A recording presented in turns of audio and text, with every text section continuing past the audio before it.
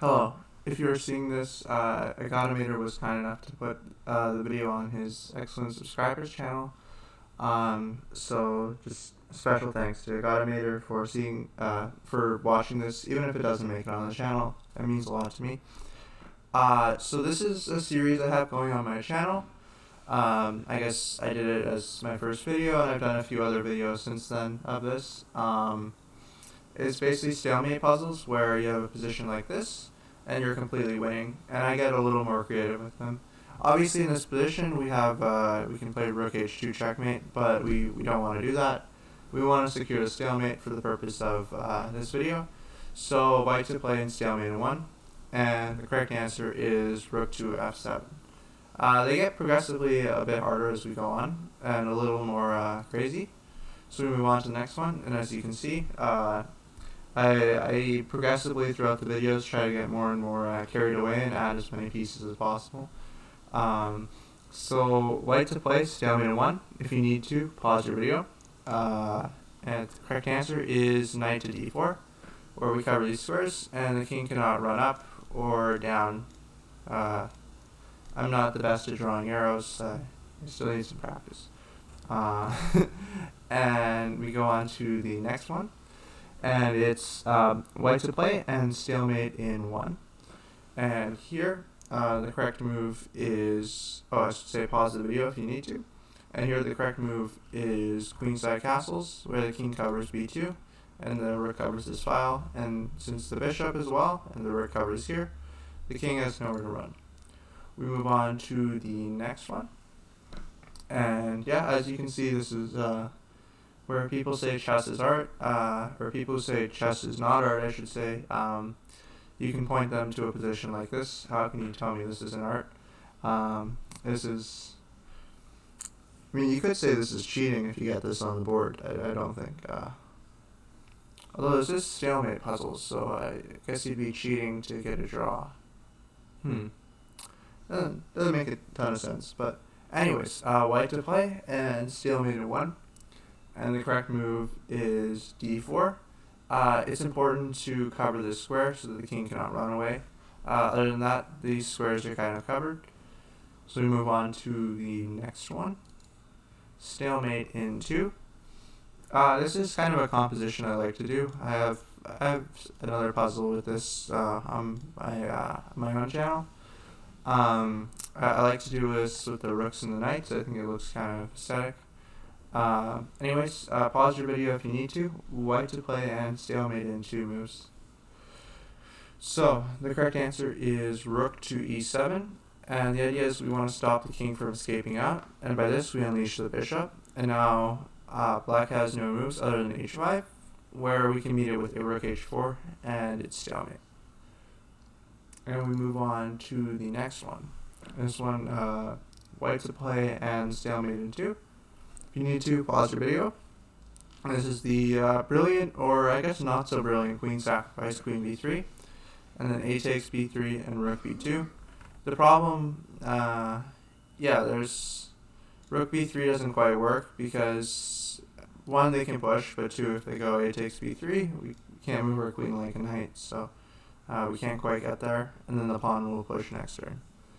And we move on to the next one, and this one, black has 3, 4, 5, 8 pieces that cannot move because they're in ultimate pins, where ultimate pins are basically when a piece is in a pin and it has no way of moving in any legal way. So white to move in stalemate in 2, and we want to play against this piece who isn't pinned. So if you need to, pause your video and we'll get into it. So the move is bishop to d4. Looks like it's hanging a bishop in 2 ways, but they're pinned, so we don't have to worry about that. And now this knight is trapped, and anywhere the knight goes, we can take it like this with the rook or with the bishop, and the other squares we would take with the bishop. So we move on to the next one, and white to play and stalemate in 4. And be careful you don't play rook g8 because that would be checkmate, and we don't want that. So white to play and we start with, I should say pause the video if you need to, and okay, we'll get to it. We start with rook to g2, and now this knight's trapped. If we don't start with rook g2, the knight could get out somewhere like f2, whereas now with rook on g2, we cover everything. And let's say black goes a5 to start. We go b3, and now it's Zug's 1, where black has to either push the pawn or move the knight somewhere, and we're going to take both, and we just take both. I should mention, if you flip it around and you move the knight first, you get the same situation, and we win. So the next thing we have to look at is a6. And here, basically what we want to do is we want to sort of get the Zug's 1 position for black again, because we don't have a good square to move our rook. So we could run into that problem as well. So we go b4 and not b3, because if we go b3, then our opponent goes a5, and we don't have a good move, because pushing the pawn, our opponent takes. And if we move the rook either way, the knight moves out. If we go this way, the knight goes out this way. Oh, this way. Strange arrow. So that's why we go b4, and now our opponent again has to give away everything, and it's a stalemate. So we move on to the last and final one. I hope these are somewhat tricky. Let me know in the comments below if you think these should be more tricky. Also, if you like the content, check out my channel. I think it might be in the link below.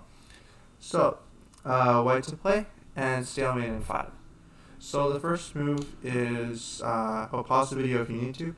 The first move is rook to b7, and the idea is we need to force black to push this pawn, and this traps the king in the corner, so the pawn has to be pushed. And now we go rook to e7, keeping the king trapped, and now forcing the pawn to promote. No matter what it is, even if it promotes to a knight, we still take it. And after king to a7, which is forced, we go rook to a1, because after king to b6, the king's actually trapped, and any assortment of legal moves, king b8 is the only king move, but there's a handful of rook moves, a2, a3, a4, and a8. Anything on this file is good, and we get the draw.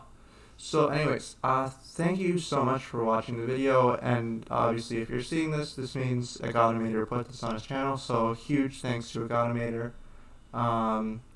And if you want to, check out my channel. I do content like this specifically, I'd say at least weekly, probably a bit more than that, and I do other content quite a bit. I try to post every day or two, pretty consistently.